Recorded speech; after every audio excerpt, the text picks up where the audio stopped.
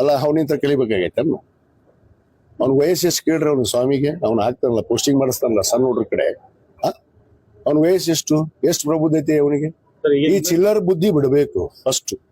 ಗುರು ಆದವನು ಚಿಲ್ಲರ್ ಅಲ್ಲ ಇರಬಾರ್ದು, ಭಕ್ತರನ್ನ ಸಮಾನವಾಗಿ ಕಾಣುವಂತ ಹೃದಯವುಳ್ಳವರಾಗಿರ್ಬೇಕು. ಭಕ್ತರನ್ನ ಚಂದ ಕಾಣಕ್ ಹೇಳ್ರಿ.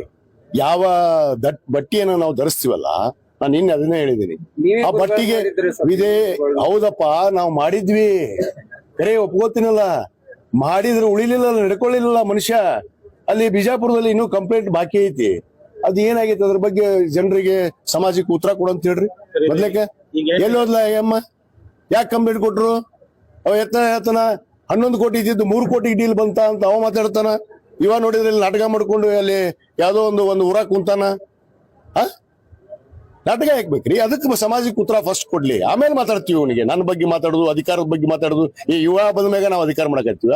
ಕಳೆದ 50 ವರ್ಷ ಇವ್ನಿಗೆ ಇನ್ನೂ 48 ಆಗಿರ್ಬೇಕು ವಯಸ್ಸು. ಈಗ ಇವ್ನು ಹುಟ್ಟಕ್ಕಿಂತ ಮುಂಚೆಗೆ ನಾವು ರಾಜಕಾರಣದಾಗದೀವಿ. ಅದು ಅವನಿಗೆ ತಿಳ್ಕೊಂಡಿಲ್ಲ. ನನಗೇನು ಬುದ್ಧಿ ಹೇಳುವಂಥದ್ದು ಅವನ ನಂತರ ಅವಶ್ಯಕತೆ ಇಲ್ಲ. ನಾನೇ ಸಾಕಷ್ಟು ಬುದ್ಧಿ ಹೇಳಿದ್ದೆ ಅವನಿಗೆ, ಸರಿ ಮಾಡ್ಕೋ, ನಿನ್ನ ದುಷ್ಟು ಬುದ್ಧಿನ ಬಿಡು, ಒಬ್ಬ ಸ್ವಾಮೀಜಿಯಾಗಿ ಗುರುವಾಗಿ ಹೇಗಿರಬೇಕು, ಕಾವಿಗೆ ಸನ್ಯಾಸಿಯನ್ನು ವಹಿಸಿದಂತವ್ರು ಹೇಗಿರಬೇಕು ಹಂಗೆ ಅರಿವಿಟ್ಕೊಂಡು ನಡಿ ಅಂತ ಹೇಳಿದ್ರೆ ನೆಡ್ಲಾರ್ದಕ್ಕೆ ಹೊರಗೆ ಹೋಗ್ಯಾನಷ್ಟೇ. ಅವ್ನ ಮುಗಿದತ್ ಗತಿ. ಅವ್ನ ಇನ್ಮ್ಯಾಗ ನಾ ಮಾತಾಡೋದು ಅವ್ನ ಬಗ್ಗೆ.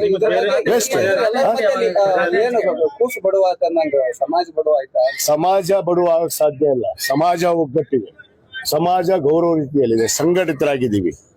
ಯಾವನೋ ಇವನು ಬಟ್ಟಿ ಧರಿಸ್ಕೊಂಡು ಇವನು ಸ್ವಯಂಕೃತವಾಗಿ ಯಾರ್ದೋ ಮಾತು ಕೇಳ್ಕೊಂಡು ಅಲ್ಲ. ನಮ್ಮ ಸರ್ಕಾರ ಇರೋ ಮಟ್ಟನ ಹೋಗೋದಿಲ್ಲ ಅಂದವ್ರು. ಮತ್ತೆ ನಮ್ಮ ಮುಖ್ಯಮಂತ್ರಿ ಹತ್ರ ಯಾಕೆ ಹೋದ್ನಪ್ಪ ಇವ? ಯಾಕೆ ಹೋದ? ಎದಕ್ ಹೋಗಿದ್ದ? ಕೇಳ್ರಿ ಅವ್ನಿಗೆ ಪ್ರಶ್ನೆ. ಉತ್ತರ ಕೊಡು ಅಂತ ಹೇಳ್ರಿ. ಕಂಪ್ಲೇಂಟ್ ಮಾಡ್ರಲ್ಲ 3 ಕೋಟಿ ಕೇಳ್ಯಾರಂತ, ಅದಕ್ಕೆ ಮೊದಲು ಉತ್ತರ ಕೊಡು ಅಂತ ಹೇಳ್ರಿ ಸಮಾಜದವ್ರ ಬಂದು. ಆಮೇಲೆ ಇವ ಏನದ ಅನ್ನೋದು ಹಕೀಕತ್, ನಿಜವಾದ ಹಕೀಕತ್ ಗೊತ್ತಾಗತ್ತೆ. ಯಾವ್ದು ಸ್ವಾಮೀಜಿ ಮಾಡೋ ಪ್ರಶ್ನೆ ಇಲ್ಲ. ಈಗ ನಾವು ವರದಿಯನ್ನ ಇನ್ನೊಂದು 2 ಕ್ಷೇತ್ರ ಬಾಕಿ ಇದೆ, ಬೀಳ್ಗಿ ಮತ್ತು ಮುಧೋಳ. ಇವತ್ತು ನಾನು ಹೋಗ್ತಾ ಇದ್ದೀನಿ ಲೋಕಾಪುರ್ಗೆ. ಸನ್ಮಾನ್ಯ ತಿಮ್ಮಾಪುರ ಸಾಹೇಬ್ ಕರ್ಕೊಂಡು JD ಪಾಟೀಲ್ ಅವರು ಅವ್ರ ಊರಲ್ಲಿಲ್ಲ, ಹುಷಾರಿಲ್ಲ. ಅವ್ರು ಬಂದ ಮೇಲೆ ಅದೊಂದು ವಿಸಿಟ್ ಮಾಡಿ ಬಹುತೇಕ ನಾನು ಸೋಮವಾರ ವರದಿಯನ್ನ ನಾನು ಸರ್ಕಾರಕ್ಕೆ ಸಲ್ಲಿಸ್ತೀನಿ. ಅದಕ್ಕೇನು ಸೂಕ್ತ ನಿರ್ಣಯ ಪರಿಸ್ಥಿತಿಯನ್ನು ನಾವು ಅವಲೋಕನೆ ಮಾಡಿದೀವಿ. ನಾವೇ ಸ್ಥಳೀಯ ಖುದ್ದಾಗಿ ನಾನೇ ಭೇಟಿ ಕೊಟ್ಟಿದ್ದೀನಿ ರೈತರ ಹೊಲಕ್ಕೆ. ರೈತರ ಸಂಕಷ್ಟವನ್ನ, ಅವರು ನೋವನ್ನ ನಾನು ಅರ್ಥ ಮಾಡ್ಕೊಂಡಿದ್ದೀನಿ. ಅದನ್ನ ನಾನು ಮುಖ್ಯಮಂತ್ರಿಗಳ ಹತ್ರ ವಿವರವಾಗಿ ತಿಳಿಸ್ತೀನಿ.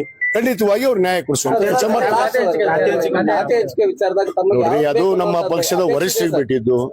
ನಮ್ಮ ಪಕ್ಷದ ವರಿಷ್ಠರು ಏನ್ ನಿರ್ಧಾರ ತಗೋತಾರೋ ಅದಕ್ಕೆ ನಾವು ಬದ್ಧ. ಅಪೇಕ್ಷೆ ಬಹಳ ಐತಿ ಅಲ್ಲ. ಮನುಷ್ಯನಿಗೆ ಆಸೆಗೆ ಏನಾದ್ರು ಲಿಮಿಟ್ ಐತನ್ರಿ? ಕೊಟ್ಟಿದ್ರಲ್ಲಿ ಸಂತೋಷವಾಗಿ ಯಾವುದೇ ಕೊಟ್ಟರು ಕೂಡ ನಾನು ಸಂತೋಷವಾಗಿ ಸ್ವೀಕಾರ ಮಾಡಿ ಆಡಳಿತವನ್ನು ಮಾಡಿ ತೋರಿಸ್ತೀನಿ.